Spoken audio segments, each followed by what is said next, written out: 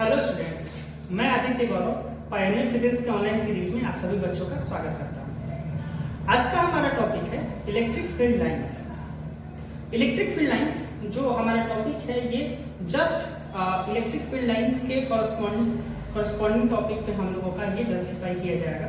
यानी कि अगर हम देखें इलेक्ट्रिक फील्ड लाइंस के बारे में तो हमने पढ़ रखा है इलेक्ट्रिक फील्ड क्या होता है। इलेक्ट्रिक फील्ड एक चार्ज के चारों तरफ का वो रीजन होता है जिसमें अगर हम कोई सेकेंडरी चार्ज को रखें तो वो चार्ज फोर्स एक्सपीरियंस करता है। ठीक है, तो इसे हम बोलते हैं, उस रीजन को हम बोलते हैं electric field. Electric field intensity हमने कैलकुलेट करना सीखा था।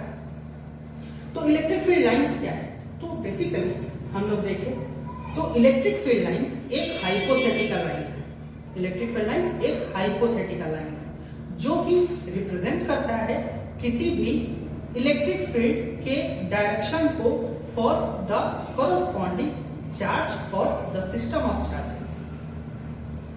यानी कि electric field lines electric field के डायरेक्शन को रिप्रेजेंट करने के लिए बनाया जाता है।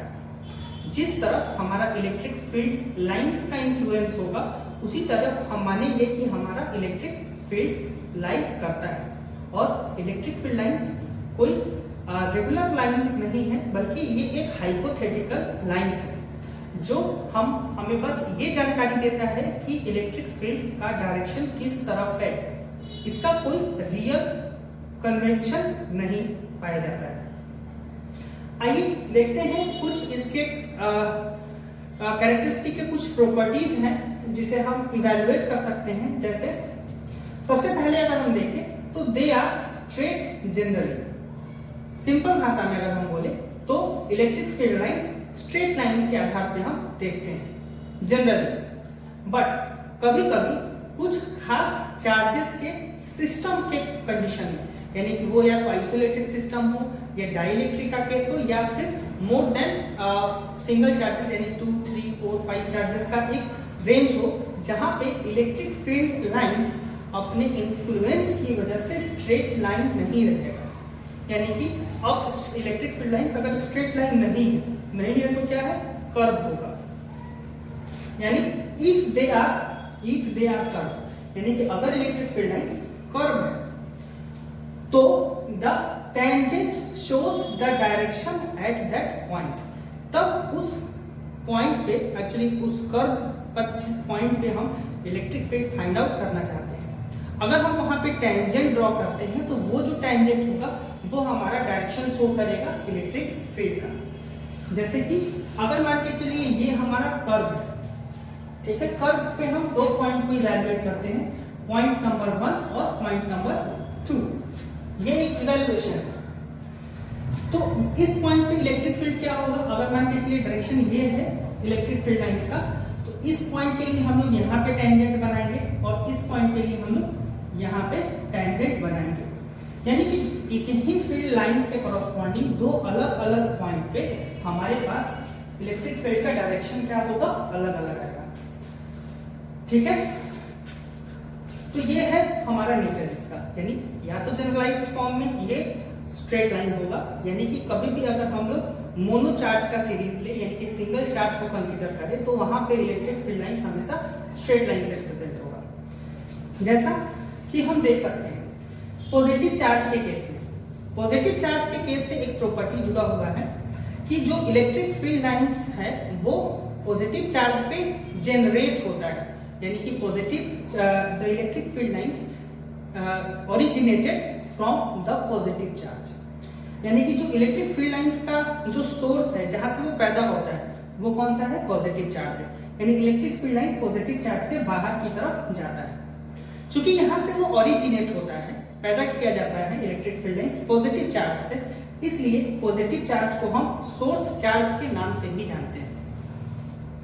सिमिलरली अगर हम बात करें नेगेटिव चार्ज के बारे में तो नेगेटिव चार्ज में जो इलेक्ट्रिक फील्ड लाइंस है वो टर्मिनेट होता है। ठीक है, यानी कि ये जो इलेक्ट्रिक फील्ड लाइंस है वो नेगेटिव चार्ज के अंदर जाके समाप्त हो जाएगा, टर्मिनेट हो जाएगा, खत्म हो जाएगा। इसलिए हम लोग इस पर्टिकुलर चार्ज को हम लोग बोलते हैं सिंक चार्ज। नेगेटिव चार्ज को हम लोग बोलते हैं सिंक चार्ज। यानी बेसिकली क्या देखेंगे कि ये डूब गए हैं, ये जो चार्ज है हमारा वो क्या हो रहा है, हमारा डूब गया है। इसी वजह से नेगेटिव चार्ज को हम बोलते हैं सिंक चार्ज। पॉजिटिव चार्ज हो गया हमारा सोर्स चार्ज, नेगेटिव चार्ज हो गया हमारा सिंक चार्ज। पॉजिटिव चार्ज से इलेक्ट्रिक फील्ड लाइंस को हम बाहर निकालते हैं, नेगेटिव चार्ज के अंदर लाते हैं इलेक्ट्रिक फील्ड लाइंस को। अब है थर्ड पॉइंट जो था हमारा, वो है the number of lines shows the strength of the field, basically uniformly distributed. इसका एक मतलब है, जैसे मान के चलिए यहाँ पे जो हमने फिगर कंसीडर किया है पॉजिटिव चार्ज के लिए, अगर हम एक कॉरस्पॉन्डिंग फिगर यहाँ पे बनाएं, ये दो चार्जेस को ले, दोनों पॉजिटिव है हमारे पास, ये है Q1 और इसको आप मान लीजिए Q2। तो इससे एसोसिएटेड कुछ लाइंस है, यानी पॉजिटिव चार्ज से लाइंस बाहर जाएंगे, तो ये रहा इलेक्ट्रिक फील्ड लाइन जो बाहर की तरफ है, और ये है यहाँ से भी बाहर जाएंगी इलेक्ट्रिक फील्ड लाइंस, ठीक है। अब जो हमारा number of electric field lines है, जैसा कि आप देख सकते हैं 1 2 3 4 और यहाँ की ये लाइंस की संख्या है 8। तो मोर number of lines gives the more strength of the charge, यानी जिसके पास ज्यादा इलेक्ट्रिक फील्ड लाइंस है उसका स्ट्रेंथ जो होगा, यानी उसका जो मैग्नीट्यूड होगा वो क्या होगा, ज्यादा होगा। यानी कि Q2 का जो मैग्नीट्यूड है वो Q1 से क्या होगा, ज्यादा होगा, ठीक है। तो इलेक्ट्रिक फील्ड लाइंस जस्ट एक स्ट्रेंथ को दिखाने के लिए है। और यूनिफॉर्मली डिस्ट्रीब्यूशन का क्या मतलब है कि जैसे मान के चलिए चार्ज है, तो अगर हम चार्ज ऐसे 4 लाइंस बना ले, और अगर हम इसको 6 की सीरीज में ले जाना चाहें तो आप इधर 2 लाइंस बनाते हैं अगर, तो ये यूनिफॉर्म डिस्ट्रीब्यूशन नहीं माना जाएगा, ठीक है। यूनिफॉर्म डिस्ट्रीब्यूशन के आधार पे अगर हमें 6 लाइन बनाना है तो ये 6 लाइन कुछ इक्वली सेपरेशंस पे होने चाहिए, तो यानी 30 60 60 60 60 डिग्री के एंगल्स पे होने चाहिए, तब हम ऐसे बना सकते हैं। यानी कि अनइवन फॉर्मेशन नहीं चलेगा, यूनिफॉर्म या इवन फॉर्मेशन, इवन फॉर्मेशन बोलने का मतलब यूनिफॉर्म, ठीक है, नॉट इवन नंबर्स। तो एक यूनिफॉर्म पैटर्न पे होना चाहिए हमारे पास, इसलिए हम बोलते हैं कि ये जो हमारे लाइंस का जो डिस्ट्रीब्यूशन है वो क्या होना चाहिए, यूनिफॉर्मली डिस्ट्रीब्यूटेड होना चाहिए। और हम लोग दूसरा कंडीशन के अगर यहाँ पे पर्टिकुलर देखेंगे, एक्सरसाइज करेंगे, तो पाएंगे कि सिमिलर चार्जेस जो होते हैं, जिसको हम बोलते हैं लाइक चार्जेस, वो रिपेल करता है, इसलिए उसके बीच का जो कॉरस्पॉन्डिंग लाइंस है वो भी एक दूसरे को क्या करेगा, रिपेल करेगा। इसी वजह से दोनों इंटरसेक्ट भी नहीं करेगा किसी पोजीशन पे, ये भी हमारे पास एक प्रॉपर्टी है। तो ये एक बेसिक प्रॉपर्टी था जो हमने सीखा इलेक्ट्रिक फील्ड लाइंस के कॉरस्पॉन्डिंग। अब है 1 2 एंड अब हम थर्ड किसी पोजीशन को बनाएगा, तो मान के चलिए हम एक बनाते हैं आइसोलेटेड चार्ज। आइसोलेटेड चार्ज के अंदर हम क्या पढ़ेंगे, तो 2 इक्वल पोलैरिटी की चार्जेस, यानी दोनों प्लस और प्लस है। तो हमने जनरल इवैल्यूएशन में क्या देखा कि प्लस से इलेक्ट्रिक फील्ड लाइंस बाहर की तरफ निकलते हैं, यानी प्लस चार्ज से इलेक्ट्रिक फील्ड लाइंस बाहर की तरफ आती है।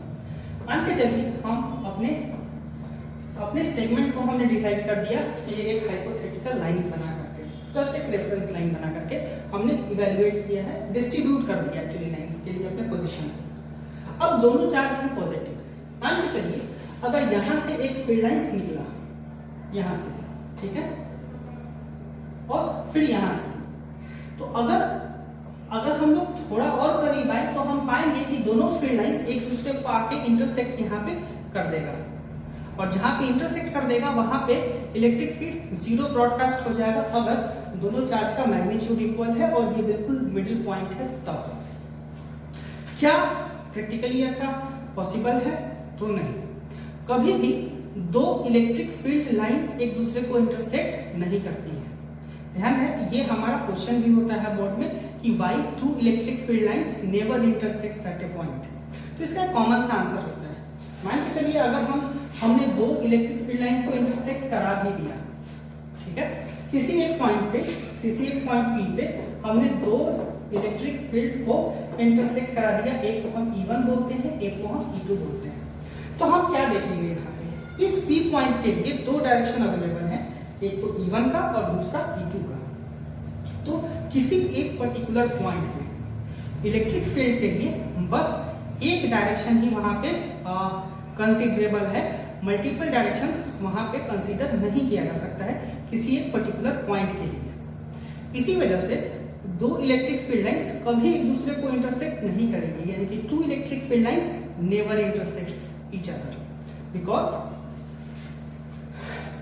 इफ दे डू, अगर उन्होंने उन दोनों इलेक्ट्रिक फील्ड लाइंस ने एक दूसरे को क्रॉस किया, then at a single point they represent two independent directions, यानी किसी पॉइंट पे दोनों डायरेक्शंस क्या है, इंडिपेंडेंट है, which is not possible at all, जो कि बिल्कुल पॉसिबल नहीं है किसी केस में एक पॉइंट से एसोसिएटेड एक ही इलेक्ट्रिक फील्ड का अजम्पशन हम ले सकते हैं।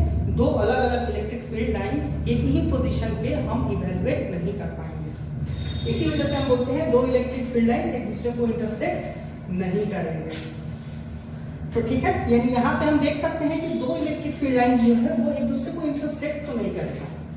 तो फिर क्या, तो यहाँ पे हम जैसा कि देख सकते हैं कि हमारा जो चार्जेस है वो क्या है, लाइक चार्जेस।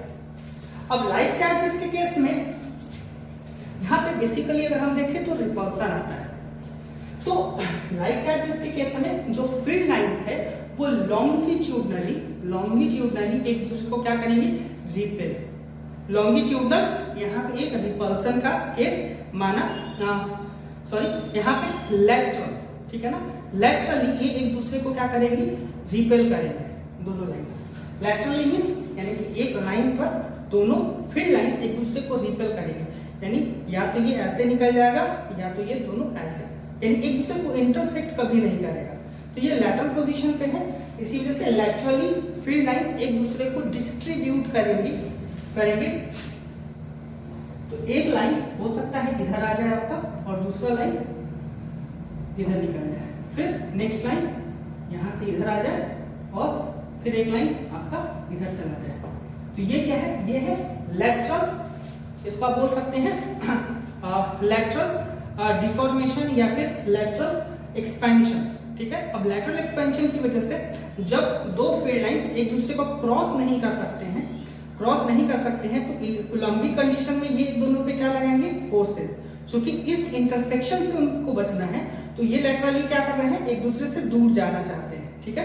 तो इस कंडीशन में क्या होगा, यहाँ पे इस दोनों चार्जेस पे फोर्स फील होगा, यानी इस इलेक्ट्रिक फील्ड लाइंस को इंटरसेक्शन से बचाने के लिए लेटरली एक रिपल्सन फील किया जाएगा और वो रिपल्सन दोनों चार्जेस को दूर करेगा। यानी अगर हम बोलते हैं जब कि like charges repel each other, यानी कि दोनों प्लस प्लस एक दूसरे को अगर रिपेल करते हैं बेसिकली, तो वो जो रिपल्सन आता है by like charges repel each other, ठीक है। तो इसका एक बेसिक सा कारण होता है कि जो हमारा लेटरल डिस्ट्रीब्यूशन जब होता है लाइन का, यानी कि लेटरली अगर दोनों लाइन जब एक दूसरे से दूर भागेंगे तो क्या होगा, वहां पे एक फोर्स क्रिएट होगा। कौन सा फोर्स क्रिएट होगा, दोनों इलेक्ट्रिक फील्ड लाइंस एक दूसरे को रिपेल करने के लिए, ठीक है, दोनों इलेक्ट्रिक फील्ड लाइंस एक दूसरे को रिपेल करने के लिए वहां पर एक फोर्स जनरेट करेंगे। इलेक्ट्रोस्टैटिक फोर्स होगा, वो कूलम्बिक फोर्स होगा जो जनरेट किया जाता है, जिस वजह से दोनों यानी कि लाइक चार्जेस के केस में ये एक रिपल्सन के नजरिए से हम इसे देख पाते हैं, यानी ये इसको रिपेल करेगा, ये इसको रिपेल करेगा। क्लियरली ये लाइंस, यानी कि आप जो लाइंस बना सकते थे उनमें क्या आएगा, एक रिपल्सन का केस अज्यूम किया जाएगा।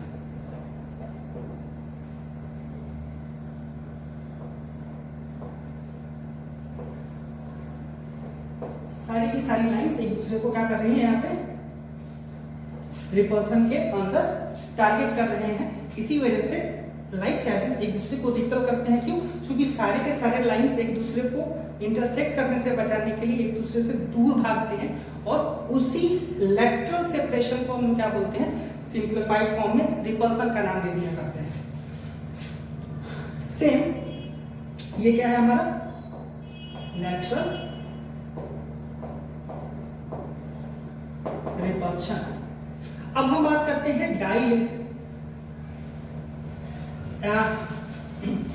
पोलराइजेशन के केस को डिस्कस करने के लिए यहाँ पे एक नया केस आएगा जिसे हम लोग बोलते हैं इलेक्ट्रिक डाइपोल का केस। डाई मतलब दो, ठीक है, यहाँ भी 2 था बट वो आइसोलेटेड था यानी कि सिमिलर था। लेकिन अब क्या है हमारा डाइपोल का केस, यानी इलेक्ट्रिक डाइपोल आप इसे बोल सकते हैं, इलेक्ट्रिक डाइपोल।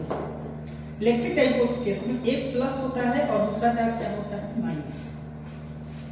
इस केस में क्या होता है कि अगर प्लस से मान के चलिए ये प्लस चार्ज है, ये माइनस चार्ज है, तो बेसिकली हम डाइपोल इसको बोलते हैं।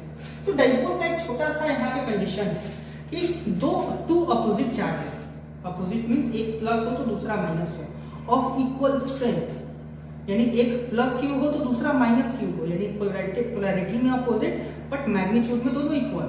ठीक है, तो two equal and opposite charges separated by a small distance. ठीक है, यानी कि दो सेम और अपोजिट नेचर, सेम मैग्नीट्यूड और अपोजिट पोलैरिटी की दो चार्जेस एक दूसरे से स्मॉल सेपरेशन पे अगर एक सिस्टम के रूप में यहाँ पे कंसीडर किया जाए तो इसी फॉर्मेशन को हम लोग क्या बोलते हैं, इसी सिस्टम को हम क्या बोलते हैं, इलेक्ट्रिक डाइपोल। डाइ मींस दो, पोल मींस पोलैरिटी यानी प्लस और माइनस के लिए। अब प्लस से हमने पढ़ा कि इलेक्ट्रिक फील्ड निकलता है बाहर की तरफ और माइनस में टर्मिनेट होता है, तो लाइन क्लियर है आपका, माइनस से निकलते हुए प्लस की तरफ, फिर यहाँ प्लस से निकलते हुए माइनस की तरफ, प्लस से निकलते हुए माइनस की तरफ। अब यहाँ पे आप देखेंगे तो यहाँ पे जो है हमारा केस ये है लॉन्गिट्यूडनल कॉन्ट्रैक्शन, और इसी कॉन्ट्रैक्शन की वजह से यहाँ पे क्या जनरेट होता है, अट्रैक्शन, यानी कि अनलाइक चार्जेस के बीच क्या होता है, अट्रैक्शन होता है। क्यों कि जब फील्ड्स निकलता है पॉजिटिव चार्ज से तो वो नेगेटिव चार्ज की तरफ क्या होना चाहता है, सिंक होना चाहता है। यानी कि अगर हम यहाँ पे इसको सिंप्लीफाइड फॉर्म में बात करें तो जो इलेक्ट्रिक फील्ड के प्रेजेंस की वजह से जो वहाँ पे chances of the work done है, यानी कि जो वहाँ पे वर्क डन का इवैल्यूएशन हम कर सकते हैं वो मिनिमाइज करने के लिए, ताकि एक स्टेबल फॉर्मेशन बनाया जा सके, वो दोनों चार्ज फील्ड लाइन जो पॉजिटिव से निकल के नेगेटिव तक जा रही हैं, वो दोनों चार्जेस के सिस्टम के बीच एक मैनिपुलेशन आता है जब इलेक्ट्रिक फील्ड लाइंस के वर्क डन के कंडीशन को मिनिमाइज करने के लिए दोनों चार्ज एक दूसरे को लॉन्गिट्यूडनली कॉन्ट्रैक्ट करना चाहता है, यानी एक दूसरे के करीब लाना चाहता है। क्यों करीब लाना चाहता है, क्योंकि एक प्रोड्यूसर है अगर इलेक्ट्रिक फील्ड लाइंस का, तो दूसरा उसका टर्मिनेटर है या कंज्यूमर, आप यहाँ पे उसे बोल सकते हैं। तो आप ऐसे भी समझ सकते हैं कि यहाँ पे प्रोड्यूसर और कंज्यूमर के बीच सेपरेशन जितना कम रहता है, जितना कम डिस्टेंस पे दोनों सेपरेट होते हैं, तो उतना ही कम आपका ट्रांसपोर्टेशन का खर्च होता है, यानी एनर्जी का जो वेस्टेज है उतना कम होगा, यानी कम कीमत पे प्रोड्यूसर प्रोड्यूसर जो है वो कंज्यूमर के पास अपना प्रोडक्ट पहुंचा सकता है। तो कुछ हद तक यहाँ भी सिमिलर कंडीशन है कि सेपरेशन लाने से क्या होगा कि ये जो प्रोड्यूसर है वो आसानी से कंज्यूमर तक प्रोवाइड कर पाएगा अपना इलेक्ट्रिक फील्ड लाइंस। इसी वजह से जो वर्क डन है या फिर जो वर्क डन से एसोसिएटेड एनर्जी जो होगा उसका इवैल्यूएशन यहाँ पे स्टेबल हो जाएगा। ठीक है, अब आप यहाँ पे देखेंगे कि लाइंस तो ये भी आगे जाकर के यहाँ पे मिल जाएंगी, तो आप ज्यादा बड़ा ना बनाएं, इससे वही बेहतर है। इसी के कॉरस्पॉन्डिंग आप यहाँ पे ऐसे बना ले और इसके कॉरस्पॉन्डिंग आप यहाँ बना ले लाइंस। अब यहाँ से पॉजिटिव है तो बाहर की तरफ, ये बाहर की तरफ, और यहाँ पर वो अंदर की तरफ होनी चाहिए, यानी कि अंदर की तरफ। नेगेटिव में टर्मिनेट होता है चार्ज और पॉजिटिव से बाहर ओरिजिनेट होता है चार्ज। फिर से यहाँ पर बारी आ गया कि क्या है, हमारे पास एक डायरेक्शन अवेलेबल है पॉजिटिव से नेगेटिव, यानी जो हमारे पास इलेक्ट्रिक फील्ड का डायरेक्शन होगा वो होगा पॉजिटिव से नेगेटिव। लेकिन कब, किस फॉर्मेट में, जब हम लोग यहाँ पे सेंट्रल लाइंस के फॉर्मेट में बात करेंगे तब। अब सेंट्रल लाइन के लिए आप इलेक्ट्रिक फील्ड को देख सकते हैं हमेशा टुवर्ड्स पॉजिटिव टू नेगेटिव बन रहा है, लेकिन जब आप बात करेंगे टैंजेंट के रूप में तो टैंजेंट में शिफ्ट आ सकता है आपके पास, अलग अलग टैंजेंट पे अलग अलग पोजीशन के लिए अलग अलग टैंजेंट बनता है। तो जब आप एक मीन वैल्यू पर अगर हम बात करते हैं, यानी कि बिल्कुल मीन, यानी कि अगर बीचों बीच आप कोई कंडीशन लेते हैं तो अपने लॉन्गिट्यूडनल कॉन्ट्रैक्शन का जो आपका इक्विलेटरल पोजीशन जो होता है, जो कि परपेंडिकुलर बाइसेक्टर आप उसे बोल सकते हैं, तो वहां पे जब आप टैंजेंट बनाएंगे तो आपका जो लाइन होगा वो बिल्कुल टैंजेंट से फॉरवर्डेड होगा, जो कि पॉजिटिव से नेगेटिव की तरफ शिफ्ट करेगा उस मीन लाइन पे। इसी वजह से हम बोलते हैं कि जो हमारा इलेक्ट्रिक फील्ड का डायरेक्शन है वो प्लस से निकलकर माइनस की तरफ शिफ्ट होता है। तो ये है कुछ पर्टिकुलर प्रॉपर्टीज यहाँ पे आप एसोसिएटेड देख रहे हैं। अब साथ में कुछ कैरेक्टरिस्टिक्स भी है हमारे पास इन प्रॉपर्टीज से कि एक्चुअली कंसिडरेबल या इसी इन सारे के सारे टॉपिक्स को, सारे के सारे प्रॉपर्टीज को इवैल्यूएट करने के लिए कुछ खास कैरेक्टरिस्टिक्स है आपके पास, जिसमें हम बहुत कॉमन सोर्स का इस्तेमाल करते हैं। जिसमें पहला है पॉजिटिव चार्ज को आप सोर्स चार्ज बोलते हैं, नेगेटिव चार्ज को स्विंग चार्ज बोलते हैं। आइसोलेशन केस में जो होता है वो आपका लैटरल रिपल्शन आता है, जिससे लाइन से एक दूसरे से दूर भागेंगी। इलेक्ट्रिक डाइपोल केस में जब आपके पास चार्जेस का नेचर अपोजिट होता है तो वहां पे लॉन्गिट्यूडनल कॉन्ट्रैक्शन आता है, यानी कि अट्रैक्शन के केस को बनाने के लिए। Suddenly two electric field lines एक दूसरे को इंटरसेक्ट कभी नहीं करती हैं, अगर करेंगी तो दो इंडिपेंडेंट डायरेक्शंस को वहां पर रिप्रेजेंट किया जाएगा, जो कि एक सिंगल पॉइंट के लिए पॉसिबल नहीं है, यानी इलेक्ट्रिक फील्ड लाइंस एक दूसरे को इंटरसेक्ट नहीं करेंगे। नेक्स्ट, इलेक्ट्रिक फील्ड लाइंस भी कंजर्वेटिव होता है।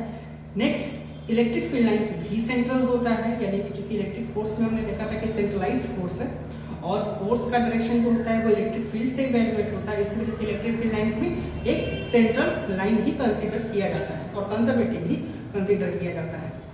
और एक और इम्पोर्टेंट पॉइंट है कि जो इलेक्ट्रिक फील्ड लाइंस है वो conservative, electric field lines particular वो कंजर्वेटिव इन नेचर होता है।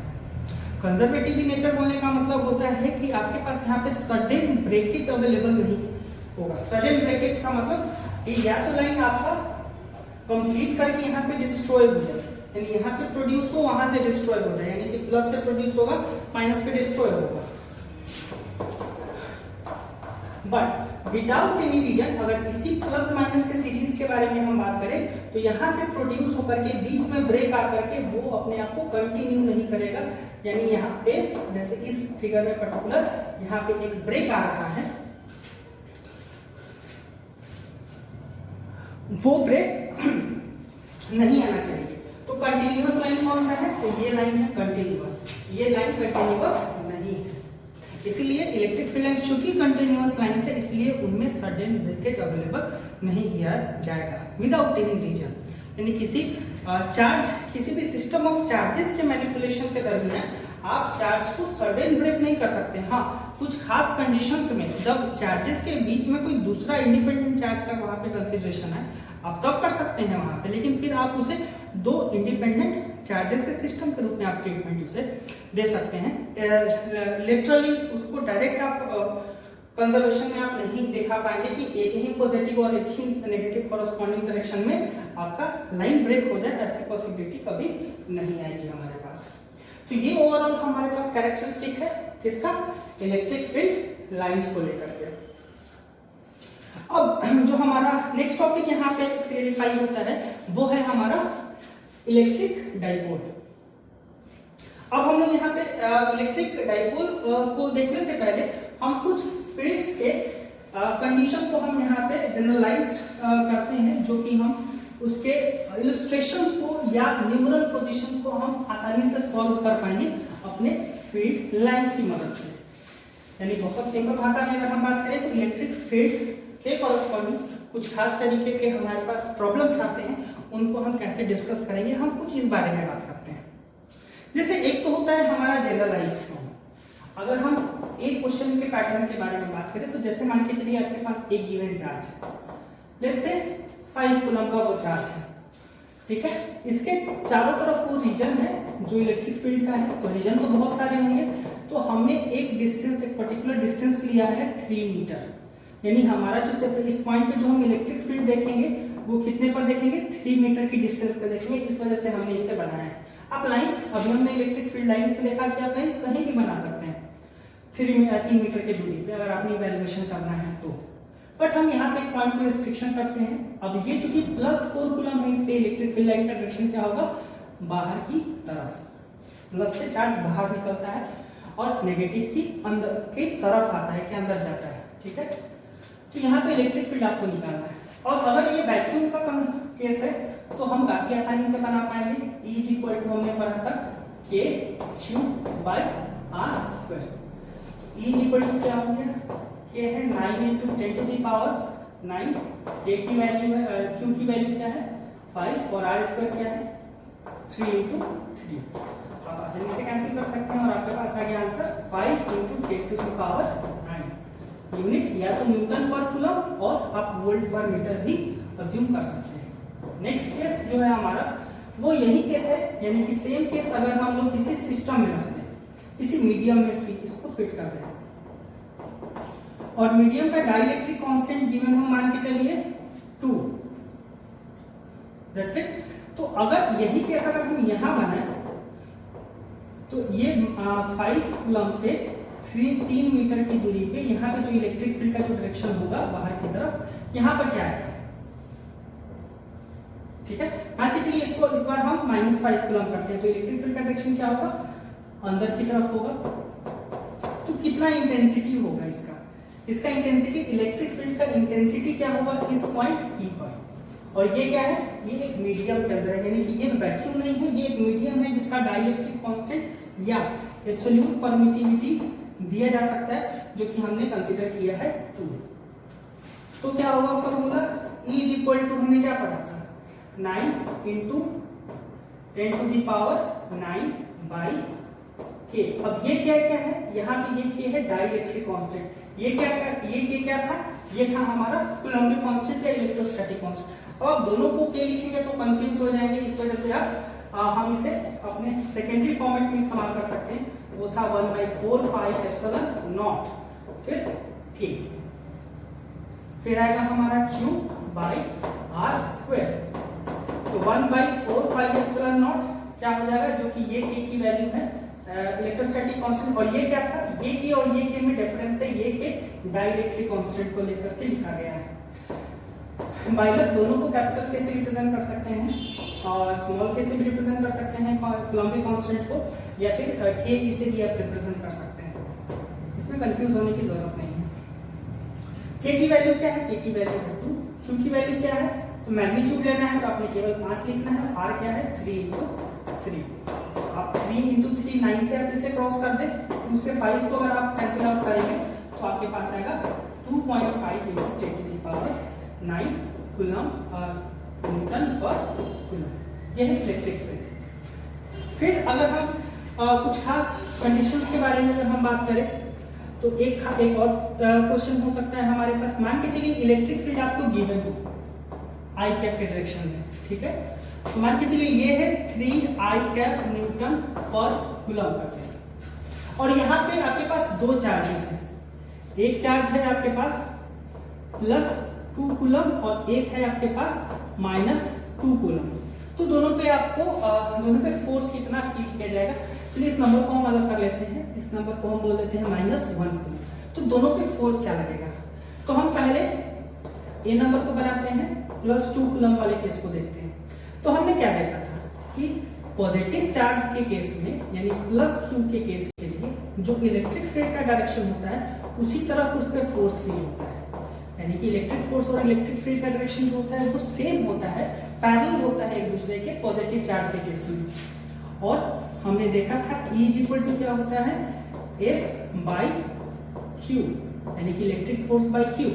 तो फोर्स क्या हो जाएगा, फोर्स हो जाएगा Q इंटू E। Q क्या है हमारा, Q का मैग्नीट्यूड क्या है हमारा, अगर हम यहाँ डायरेक्शन देख के लिखे तो आप यहाँ पे वेक्टर को यूज कर सकते हैं, आप वेक्टर को यूज कर ले, वेक्टर को यूज कर ले। तो Q का मैग्नीट्यूड क्या है, तो Q का मैग्नीट्यूड है 2, यानी +2, तो 2 आप लिखेंगे। और इलेक्ट्रिक फील्ड क्या है, तो इलेक्ट्रिक फील्ड का डायरेक्शन है 3I कैप। तो ये है आपके पास कैसे का direction, electric force 6I cap Newton, simplified form में है। और बी नंबर है, अगर चार्ज को देखें तो इसको हम लोग मैग्नीट्यूड में कंसीडर करके बता लेते हैं। E क्या है आपका, E है 3, मान के चलिए 3 न्यूटन पर कूलम। हमने यहाँ पे कैप को नहीं लिखा, यानी कि हम केवल मैग्नीट्यूड को यहाँ पे कंसीडर कर रहे हैं। ये चार्ज है -1 कूलम, लेकिन डायरेक्शन को तो हम फिगर में भी इवैल्यूएट कर सकते हैं ना। तो इस चार्ज पे जो फोर्स होगा यानी कि -q पे जो फोर्स होगा वो इलेक्ट्रिक फील्ड के अपोजिट डायरेक्शन में लगता है, ये F इस तरफ लगेगा, पॉजिटिव चार्ज में इलेक्ट्रिक फील्ड के साथ और नेगेटिव चार्ज के केस में इलेक्ट्रिक फील्ड के उल्टा।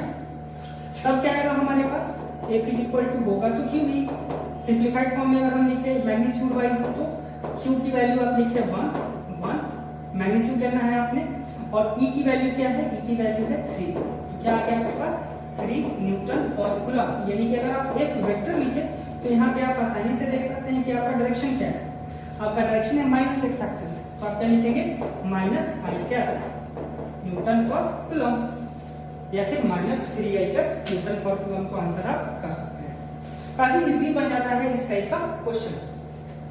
लेकिन इसके बाद हमारे पास आता है, जैसे कि हमने फोर्स में पढ़ा था, इक्विलिब्रियम बेस्ड क्वेश्चन, फिर आता है हमारा सिमेट्रिक बेस्ड क्वेश्चन, फिर आता है अनसिमेट्रिक बेस्ड क्वेश्चन। फिर अगर वैसा क्वेश्चन हो तो हम कैसे डिस्कस करेंगे?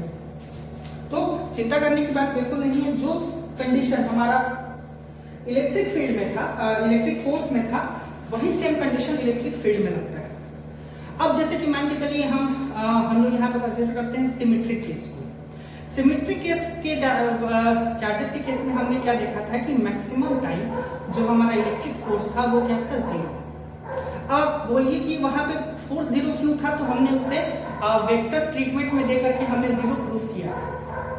तो अगर फोर्स 0 है, ठीक है ना, तो मान के चलिए अगर आपका फोर्स 0 है तो E इज इक्वल टू क्या है, आपके पास F क्या है, F इज इक्वल टू है magnitude of P into E, यानी फोर्स इज इक्वल टू है Q इनटू E। तो आपके पास अगर फोर्स 0 है और चार्ज अगर गिवन है तो आपके पास क्या कंडीशन होता है कि आपका इलेक्ट्रिक फील्ड 0 हो, ठीक है। या फिर आप यहाँ पे E लिख लीजिए, आप Q को उधर शिफ्ट कर लीजिए, तो E भी आपको क्या मिलेगा, 0। यानी उस पॉइंट पे चूंकि इलेक्ट्रिक फील्ड 0 है, इसी वजह से आपका फोर्स भी क्या आता था, 0। यानी सिमेट्रिक बेस्ड क्वेश्चन में इलेक्ट्रिक फील्ड की वजह से के 0 होने की वजह से ही आपका फोर्स भी क्या इवैल्यूएट होता था, 0। अब इसमें कुछ जनरलाइज्ड फॉर्म है, जैसे कि मान के चलिए एक प्लस क्यू, ये भी है आपके पास प्लस क्यू, इन दोनों के बीच का सेपरेशन जो है वो आप ले लीजिए r, और इसका बिल्कुल मिड पॉइंट आप यहाँ पे कंसीडर कर लीजिए। मिड पॉइंट क्या होगा, r/2 और r/2। तो इस प्लस की वजह से इलेक्ट्रिक फील्ड किधर होगा, बाहर की तरफ, क्योंकि प्लस से इलेक्ट्रिक फील्ड बाहर की तरफ शिफ्ट करते हैं। इस प्लस की वजह से इलेक्ट्रिक फील्ड किधर होगा, इस तरफ। अब चूंकि दोनों का चार्ज q है, दोनों का सेपरेशन r/2 है, तो इलेक्ट्रिक फील्ड का फार्मूला क्या है, इलेक्ट्रिक फील्ड का फार्मूला है k magnitude of charge by r square. अब जब आपके पास चार्ज सेम है और r सेम है तो ये कांस्टेंट है, ये तो सेम ही है आपके पास, तो इलेक्ट्रिक फील्ड यानी दोनों का दोनों इलेक्ट्रिक फील्ड जो होगा आपका क्या होगा, इक्वल होगा। और दोनों ही लाइंस के बीच का एंगल क्या है आपके पास, 180 डिग्री। तो हमने क्या सीखा था कि ये वेक्टर और ये वेक्टर अगर एक दूसरे से इक्वल वेक्टर है, यानी कि नेगेटिव वेक्टर का केस होगा, तो आपके पास जो नेट रिजल्ट आता है वो कितना आता है, 0 आता है। तो यहाँ भी आंसर क्या आ जाएगा, net electric field net is equal to, आप E1 माइनस E2 आप लिख लीजिए, E1 माइनस E2 आप कंसीडर कर लीजिए मॉड में, तो दोनों E माइनस E करके क्या आ जाएगा आपके पास, 0। सेम कंडीशन है, आप इसको ट्रायंगल के केस में आप अज्यूम कर लीजिए, राइट एंगल ट्रायंगल बना के इसके सेंटर पे आप आ जाइए, तो सेंटर पे इलेक्ट्रिक फील्ड क्या होगा, इसकी वजह से इलेक्ट्रिक फील्ड बाहर की तरफ, इसकी वजह से बाहर की तरफ, इसकी वजह से बाहर की तरफ, ठीक है। 120 डिग्री के केस होने की वजह से ये भी इलेक्ट्रिक फील्ड ई वेक्टर, ये भी आप ई वेक्टर, ये भी ई वेक्टर, क्योंकि डिस्टेंस भी सेम है, और अगर सिमेट्रिक केस है तो आपका चार्ज भी क्या होगा, यहाँ पे सेम कंसीडर होगा, साइड्स क्या है, ए। तो क्या है, सिंपलीफाइड केस है कि एक 120 और 120 एंगल पे लग रहा है आपका इलेक्ट्रिक फील्ड, तो इन दोनों इलेक्ट्रिक फील्ड के बीच ये 120 डिग्री है, तो 120 डिग्री के थ्योरी को जो हमने देखा था वो था r a is equal to b, यानी कि रिजल्टेंट किसके बराबर था, a वेक्टर के बराबर, यानी a के मैग्नीट्यूड के बराबर, और वो था b कब, जब a इज इक्वल टू हो b मैग्नीट्यूड में और दोनों के बीच का एंगल क्या हो, 120 डिग्री। यानी ये e वेक्टर है, ये e वेक्टर है, तो इसके बीच का भी जो रिजल्टेंट होगा वो भी क्या होगा, e वेक्टर। ये लाइन क्या होगा, 60 डिग्री, ये लाइन का भी एंगल क्या होगा, 60 डिग्री, और ये भी क्या है आपके पास, e वेक्टर। तो ये वेक्टर और ये वेक्टर अपोजिट होने की वजह से क्या है, इसका भी नेट डायरेक्शन 0 हो गया, नेट डायरेक्शन अपोजिट है, इसी वजह से रिजल्टेंट क्या हो गया, 0, अपोजिट डायरेक्शन होने की वजह से। तो ये भी एक सिमेट्रिकल केस में जनरलाइज्ड फॉर्म है। हमने यहाँ पे Q नॉट पर रख के अपने फोर्स निकाला था, हमने फोर्स क्यों 0 हुआ था, क्योंकि A is equal to Q E naught, तो अपने Q नॉट जब हमने लिया था तो फोर्स 0 था, is equal to Q naught था, क्यों, क्योंकि E भी वहां 0 था, ये जीरो होने की वजह से ही आपका फोर्स जीरो था। यानी कि जो क्वेश्चन जिस तरीके से हमने फोर्स में डील किया था उसी तरीके से आप इलेक्ट्रिक फील्ड में भी आप इसे डिस्कस करेंगे। अगर वहां आंसर जीरो है तो प्रोबेबली यहाँ भी आंसर उसका क्या है, जीरो ही कंसीडर किया जाएगा। जैसे वहां पे अनसिमेट्री का केस था वैसे ही यहाँ भी अनसिमेट्री का केस मिलेगा हम लोगों को। इक्विलिब्रियम का केस भी समहाउ सेम था। इक्विलिब्रियम को केस के इक्विलिब्रियम के केस में हमने क्या देखा कि अगर लाइक सिस्टम का चार्जेस है, पहला सिस्टम हमने बनाया था लाइक चार्जेस का, ठीक है। चलिए एक लाइक चार्जेस का हम बनाते हैं। एक लाइक चार्जेस का सिस्टम है Q1 plus minus Q2 plus minus, like charges का सिस्टम। तो ऐसा कौन सा पॉइंट था जहां पे हम थर्ड चार्ज को प्लेस करते थे ताकि हमारा इक्विलिब्रियम होल्ड कर जाए, यानी कि सारे के सारे फोर्सेस इक्वल हो जाए। वो बीच का था, बीच में कहीं। और हमने क्या सीखा था, उस तरफ जिसका मैग्नीट्यूड छोटा हो, यानी कि अगर Q1 छोटा होगा मैग्नीट्यूड में तो आप उस पॉइंट को यहाँ रखेंगे, Q2 छोटा होगा तो यहाँ रखेंगे। ऐसे इन बिटवीन के केस में आप कहीं भी रख सकते हैं, आपका न्यूमरल मेथड वो सेम माना जाता है। तो मान लीजिए Q1 छोटा है मैग्नीट्यूड में Q2 से, तो आप यहाँ पर रख लीजिए पॉइंट को, यानी इस पॉइंट पे इक्विलिब्रियम क्यों होल्ड करेगा। तो एक सिंपल वर्जन है, अगर ये प्लस की वजह से इलेक्ट्रिक फील्ड इधर है तो इस प्लस की वजह से इलेक्ट्रिक फील्ड इधर होगा, यानी मान लीजिए ये E1 वेक्टर है और इसकी वजह से ये क्या है E2 वेक्टर। क्योंकि हमने यहाँ प्लस को कंसीडर किया है, प्लस की वजह से इलेक्ट्रिक फील्ड बाहर की तरफ शिफ्ट होता है, माइनस होता है तो हम अंदर की तरफ बनाते हैं। अब इन दोनों की वजह, इन दोनों पर क्या है, इन दोनों के बीच का जो डायरेक्शन है वो जस्ट उल्टा है। तो जो आपका जो नेट इलेक्ट्रिक फील्ड आएगा वो क्या होगा, E1 माइनस E2। अब हमने फॉर्मूला वाइज तो नहीं पता हमें कि E1 बड़ा है या E2 बड़ा है, बशर्ते ये हमने इक्विलिब्रियम रेस्टोरेशन को हमने यहाँ पार्टिसिपेट कराना है। तो इक्विलिब्रियम का कंडीशन क्या होता है कि नेट आपका जीरो होता है। तो नेट जीरो तभी होगा जब E1 बराबर होगा किसके, E2 के। तो यही केस हो सकता है जब इलेक्ट्रिक फील्ड अपोजिट डायरेक्शंस में बराबर हो, तभी आपके पास जीरो नॉमिनेशन का केस आता है। यहाँ पे जो आपके पास मेजर टॉकिंग पॉइंट है इस्तेमाल करना कि अगर आपके पास अपोजिट चार्जेस, अगर आपके पास सेम चार्जेस है, लाइक चार्जेस है, तो आप उस पॉइंट को इन बिटवीन कंसीडर कीजिए ताकि आप आसानी से क्वेश्चन को ट्रैक कर पाएं और उसको तुरंत आप वहां पे सॉर्ट आउट कर पाएंगे। फिर है आपके पास केस अनलाइक चार्जेस का। अनलाइक चार्जेस में हमने क्या सीखा था, इक्विलिब्रियम होल्ड करने के लिए जो थर्ड चार्ज का पोजीशन था वो कहां शिफ्ट करना था हमें, प्लस माइनस, तो ये Q2 हो जाएगा माइनस और प्लस, ये बीच का डिस्टेंस गिवन होगा। तो अगर आपके पास, अगर आपका Q1 का मैग्नीट्यूड छोटा है, Q1 का अगर मैग्नीट्यूड छोटा होगा Q2 से, Q1 का मैग्नीट्यूड अगर Q2 से छोटा होगा तो आपका पॉइंट इधर शिफ्ट होगा इक्विलिब्रियम और E नेट यहाँ पे जीरो होगा। अब मान लीजिए कैसे, अब इसके लिए हम एक कॉमन पॉइंट लेते हैं। अब हम नीचे वाले पॉइंट को कंसीडर करना बंद करते हैं। अब ये प्लस है, प्लस की वजह से इलेक्ट्रिक फील्ड कहाँ है, इस पॉइंट पे प्लस की वजह से इलेक्ट्रिक फील्ड कहाँ होगा, बाहर की तरफ E1 हो गया, और ये E2 है, माइनस की वजह से इलेक्ट्रिक फील्ड किधर होगा, अंदर की तरफ। तो ये है आपका E2 वेक्टर, ठीक है। तो जब दोनों अपोजिट डायरेक्शन में है और दोनों का जब मैग्नीट्यूड बराबर होगा तो क्या होगा, नेट आंसर जीरो आ जाएगा आपके पास। तो यहाँ इक्विलिब्रियम होल्ड कर रहा है। फिर माइनस Q2 को लेकर के हम इसका एक क्वेश्चन हम यहाँ पे अटेम्प्ट लेंगे। अभी हम लोग जनरलाइज्ड फॉर्म के बारे में बात कर रहे हैं जो कि हमने फोर्स में सीखा था, बस उसी को इवैल्यूएट कर रहे हैं।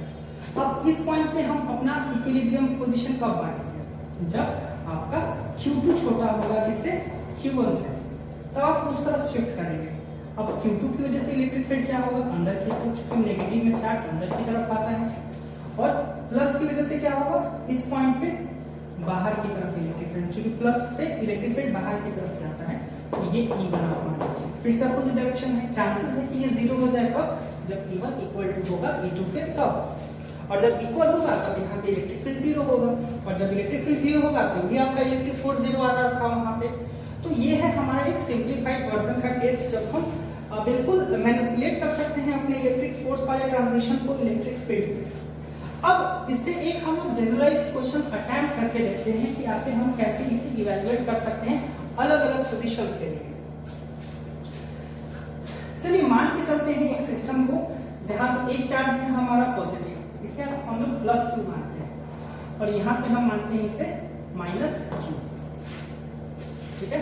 और दोनों के बीच की जो दूरी है वो हम लोग मान कंसीडर कर लेते हैं a। तो इसका जो पहला पोजीशन हम यहाँ पे कंसीडर करते हैं कि इसके बिल्कुल इन बिटवीन, मतलब बिल्कुल बीचों बीच मिडिल पोजीशन पे जो होगा इसका डिस्टेंस क्या होगा। अगर मिडिल पोजीशन की बात करें तो ये a/2 था, ये भी क्या है a/2। तो इस पोजीशन पे इलेक्ट्रिक फील्ड क्या है, मान के चलिए इस पोजीशन को हम बोलते हैं 1। यहाँ पे इलेक्ट्रिक फील्ड क्या है, तो बहुत आसानी से ऐसे क्वेश्चंस हम लोग बना लेंगे। सिंपल भाषा में हम लोग बहुत सिंप्लीफाइड वर्जन में हम लोग ये सोचेंगे कि प्लस इलेक्ट्रिक फील्ड क्या होता है, तो प्लस इलेक्ट्रिक फील्ड बाहर की तरफ निकलता है। तो अगर हम बनाए प्लस इलेक्ट्रिक फील्ड बाहर की तरफ निकलता है तो इधर निकलेगा, ठीक है। और माइनस की वजह से क्या होता है, तो माइनस की वजह से इलेक्ट्रिक फील्ड अंदर की तरफ जाता है। तो माइनस की वजह से एक आप इलेक्ट्रिक फील्ड मान लीजिए, ये 2 वेक्टर हमने ले लिया। इस वेक्टर की वजह से हम एक नाम लेंगे, चलिए E1 हम मान लेते हैं, E1 वेक्टर, और इस माइनस को हम E2 बोल देते हैं। तो अंदर की तरफ है तो E2, यानी प्लस की वजह से बाहर निकलते हुए E1 और माइनस की वजह से अंदर जाते हुए E2। क्लियर है।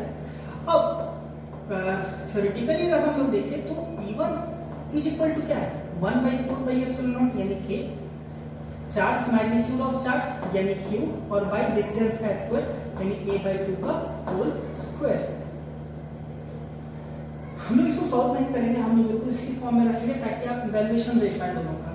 अब अगर आप E2 को देखें तो E2 भी तो सेम है, क्यों, क्योंकि Coulombic constant, electrostatic constant k, magnitude of charge तो माइनस q का भी मैग्नीट्यूड प्लस q के ही इक्वल है, तो वही फॉर्मूला आना है।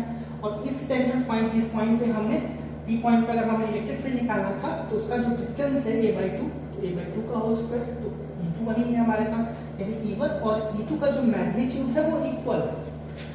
अब 2 वेक्टर का केस है, मान के चलिए ये a वेक्टर है और दूसरा वेक्टर है ये है हमारे पास b वेक्टर। तो आपके पास ये दोनों के बीच का एंगल क्या हो गया, 0 डिग्री। तो रिजल्टेंट क्या होगा, r = √a² + b² + 2ab cos theta. तो cos कितना डिग्री होगा, 0 डिग्री। अब cos 0 क्या है, cos 0 है 1, ये वैल्यू क्या है 1। तो r का फॉर्मूला क्या होगा, a² + b² + 2ab, यानी कि a + b का whole square under root is equal to a + b। यानी जब 0 डिग्री का केस है हमारे पास तो हम डायरेक्टली वेक्टर्स को क्या कर सकते हैं, जोड़ सकते हैं। तो वही तरीका आप यहाँ पे अपनाएं। तो अगर ये एक E1 वेक्टर है और दूसरा क्या है E2 वेक्टर, दोनों का मैग्नीट्यूड तो सेम नहीं है, तो जो हमारा रिजल्टेंट होगा यानी कि सॉरी 1 पॉइंट हमने नाम दिया था इसे, तो जो इलेक्ट्रिक फील्ड होगा 1 पे वो क्या होगा, एक्चुअली 1 पोजीशन को हम P मानते हैं, ठीक है। EP पे क्या होगा, EP पे होगा हमारा E1 + E2, जो डायरेक्ट जोड़ना है, 0 डिग्री का केस है।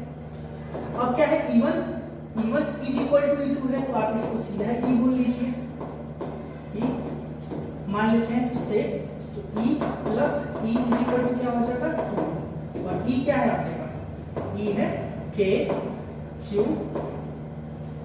मैग्नीट्यूड में बाई a/2 का होल स्क्वायर, सिंप्लीफाइड फॉर्म में। और अगर आपको सॉल्व करके लिखना है तो 2 का स्क्वायर करके 4 यानी 8 हो जाएगा, तो 8k Q बाई a², ये हो जाएगा आपका आंसर P पॉइंट के लिए, यानी कि जो हमारा आपका मीडियल पोर्शन है, मिडिल पॉइंट है, उसके कॉरस्पॉन्डिंग।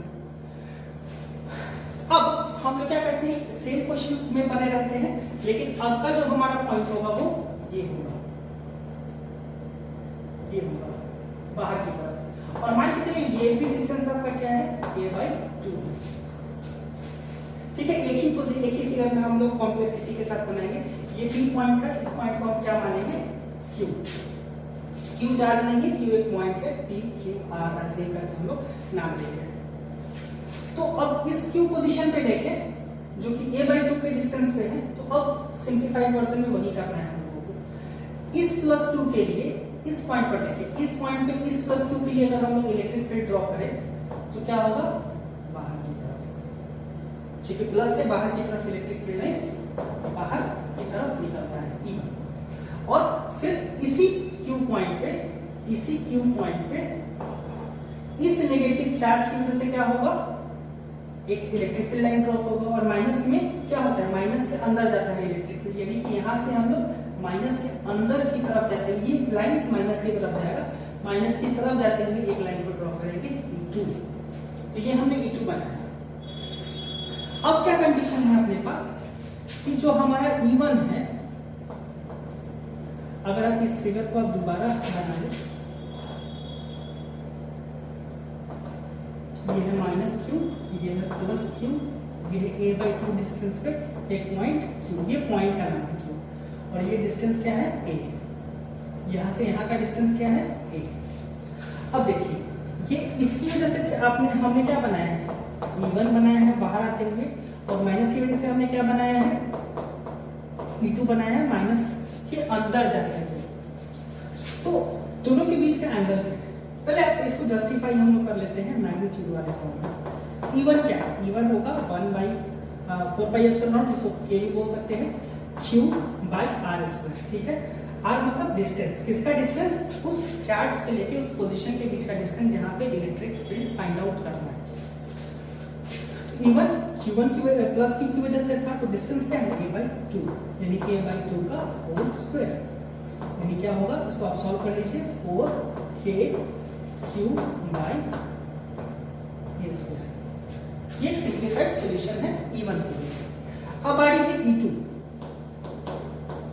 E2 का फॉर्मूला क्या होगा, k q/r²।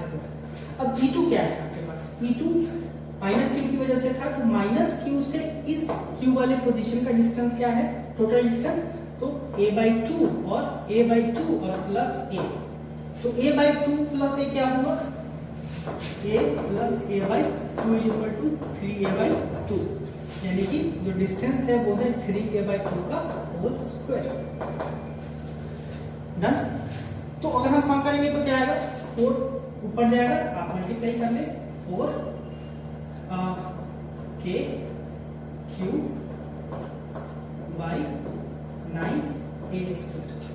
ये हुआ हमारा इलेक्ट्रिक फील्ड उस पॉइंट पे, यानी हमें दो अलग अलग इलेक्ट्रिक फील्ड को एट ए कॉमन पॉइंट हमने जस्टिफाई कर दिया।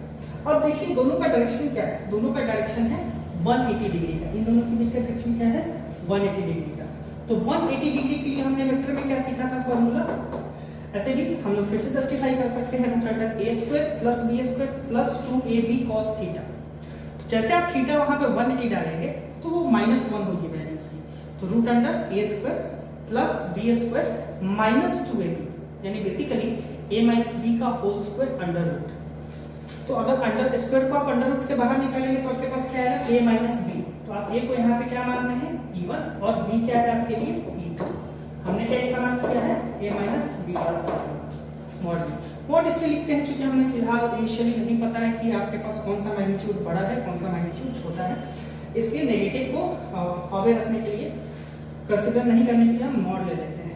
तो यहाँ भी आप नहीं कर, नेगेटिव को नेगेटिव सस्टेंशन से हटने के लिए आप यहाँ पे मॉड्यूलस का इस्तेमाल कर सकते हैं।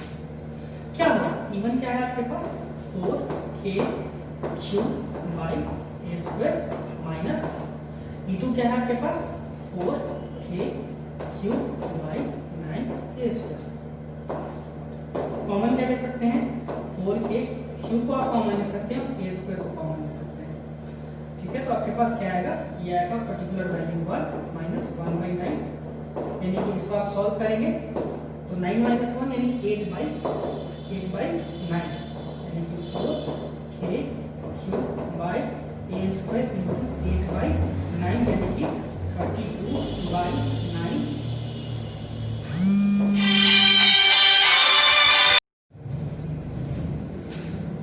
आपके पास वैल्यू क्या है 1 - 1/9 करने की वजह से 8/9, यानी आपके पास ओवरऑल आंसर क्या है 32k q/9a², या फिर आप जैसे रेगुलर अरेंज करके लिखना चाहते हैं सर वैसे आप आंसर दे सकते हैं। तो ये था मेरा सेकेंडरी पॉइंट, यानी पहला पॉइंट हमने बनाया, हमारा जो पहला पार्ट था क्वेश्चन का वो हमने बनाया था p पोजीशन के लिए, यानी फॉर p पोजीशन के लिए, फिर हमने बनाया फॉर q पोजीशन के लिए।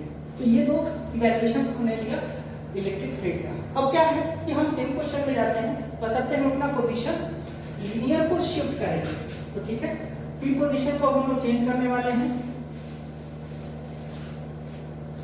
अब मान के चलिए हम इसी पॉइंट से नीचे की तरफ इक्विलेटरल पोजीशन बनाते हैं। इक्विलेटरल कैसे? तो अगर यहाँ से यहाँ का डिस्टेंस इनिशियली क्या हमें माना था a, तभी हमने a/2 हाफ एंड हाफ कैसे डिस्ट्रीब्यूट किया था। तो आप मान लीजिए ये भी a है और ये भी a है और आपका ये भी a है। तो इस पॉइंट पे तो q p q और इस पॉइंट पर आप क्या मान लीजिए r, ठीक है, r, ये पॉइंट है आपका r, ये पॉइंट r। तो इस पोजीशन पे इलेक्ट्रिक फील्ड कैसे काम करेगा, हम ये निकालते हैं।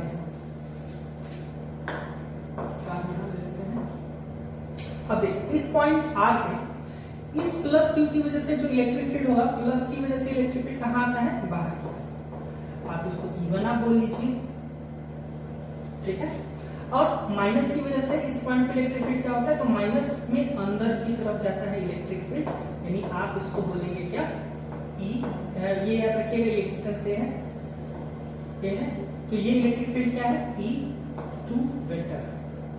अब चूंकि ये एक राइट एंगल ट्रायंगल का फॉर्म दिया था शुरू में a और a के साथ, तो ये एंगल है 60, तो ये एंगल क्या है हमारे लिए, ये एंगल है 120 डिग्री। तो हमारा जो रिजल्टेंट होगा वो इन बिटवीन होगा, यानी कि जब हम पैरेललोग्राम अपना पूरा करेंगे, पैरेललोग्राम जब हम यहाँ पे अपना पूरा करेंगे तो ये इसका रिजल्टेंट है और ये है मेरा r वाले पोजीशन का नेट इलेक्ट्रिक फील्ड। रिजॉल्व भी कर सकते हैं, ऐसे हम लोग यहाँ पे कॉमन मेथड का इस्तेमाल करते हैं।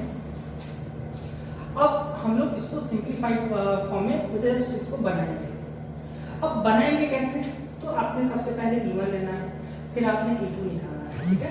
E1 क्या है हमारे लिए, E1 है इस प्लस Q की वजह से इस पॉइंट R पे इलेक्ट्रिक फील्ड, यानी प्लस की वजह से बाहर जाते हुए लाइन का इलेक्ट्रिक फील्ड। तो फॉर्मूला है K, चार्ज है आपके पास Q और डिस्टेंस है a, क्या हो जाएगा a²। E2 क्या है, E2 है a, डिस्टेंस क्या है, यहाँ से यहाँ का डिस्टेंस है वो है -q। तो कोई फर्क नहीं पड़ रहा, क्योंकि हमें मैग्नीट्यूड लेना है तो प्लस ही लेंगे हम, और यहाँ से इस -q से इस पॉइंट r के बीच का डिस्टेंस, जो कि माइनस की वजह से इलेक्ट्रिक फील्ड अंदर की तरफ हमने बनाया था E2, उसका भी सेपरेशन क्या था a, तो a²। यानी हम देख सकते हैं कि दोनों इलेक्ट्रिक फील्ड क्या है, इक्वल है। तो आप दोनों को E भी आप मान सकते हैं, यानी दोनों ही फॉर्म्स को आप क्या कर दीजिए, E मान लीजिए। तो हम बोलते हैं E से, है ना, मान लिया कि ये दोनों E है, यानी E = E1 = E2। अब है वेक्टर कौन सा, तो एक है हमारा E2 वेक्टर, एक है हमारा E1 वेक्टर, और दोनों के बीच का एंगल क्या है, 120 डिग्री। ऐसे आप जनरल इवैल्यूएशन आप लगा सकते हैं कि बराबर वेक्टर्स के बीच अगर एंगल 120 डिग्री हो तो रिजल्टेंट वेक्टर भी E1 के बराबर होता है मैग्नीट्यूड में, या E2 के बराबर होता है, ठीक है। तो चूंकि यहाँ पे वेक्टर का साइन है, इस वजह से हम यहाँ पे इवैल्यूएशन लिखेंगे नहीं, इस तरीके से आप इसको सॉर्ट आउट करके आप बना लीजिए। तो ER = क्या हो जाएगा, √a² + b² + 2ab cos theta वाले फार्मूला पे बैठाते हैं। तो a² यानी कि E1², b² यानी कि E2² प्लस 2ab यानी कि 2 × E1 × E2 और cos थीटा, थीटा क्या है, 120 डिग्री। अब cos 120 क्या होता है, cos 120 डिग्री के लिए वैल्यू क्या है, -1/2, तो ER। अब 1 को भी E माना है हमने, 2 को भी E माना है, क्योंकि दोनों वैल्यूज क्या है, बराबर है। तो इसको भी आप E² प्लस 2e × E आप लिख लीजिए, E × cos 120 क्या हो गया, -1/2, 2 से 2 कैंसिल आउट हो रहा है हमारे पास, तो क्या हो जाएगा, E² + E² = 2e², माइनस का मल्टीप्लाई करेंगे इसमें तो -e², तो e² में से e² आप सब्सट्रैक्ट करेंगे तो केवल बचेगा आपके पास e², यानी कि आपके पास फाइनल आंसर है E, यानी कि E क्या है आपका, E और E क्या है आपका, तो दोनों में से कोई सी भी वैल्यू आप ले लें, KQ/A²। यानी एक ही क्वेश्चन से हमने तीन क्वेश्चन की पोजीशन को बनाया, यानी कि हमारा जो क्वेश्चन का सिस्टम था वो बस ये प्लस क्यू और ये माइनस क्यू था और दोनों के बीच का सेपरेशन है। बाकी सारे कंडीशंस को हमने अनसिमेट्रिकल फॉर्म में इवैल्यूएशन दिया है। बस पहला पॉइंट ये टी के रूप में, अगला पॉइंट ये क्यू के रूप में और एक ये पॉइंट हमने लिया था आर के रूप में। और यही है हमारा किसी भी पॉइंट पे इलेक्ट्रिक फील्ड निकालने का जो बेसिक तरीका होता है। जैसा फोर्स निकालते थे सेम तरीके से हम इलेक्ट्रिक फील्ड को भी सेम तरीके से इवैल्यूएट कर पाते हैं। इलेक्ट्रिक फील्ड लाइंस में आज के लिए बस इतना ही। Thank you.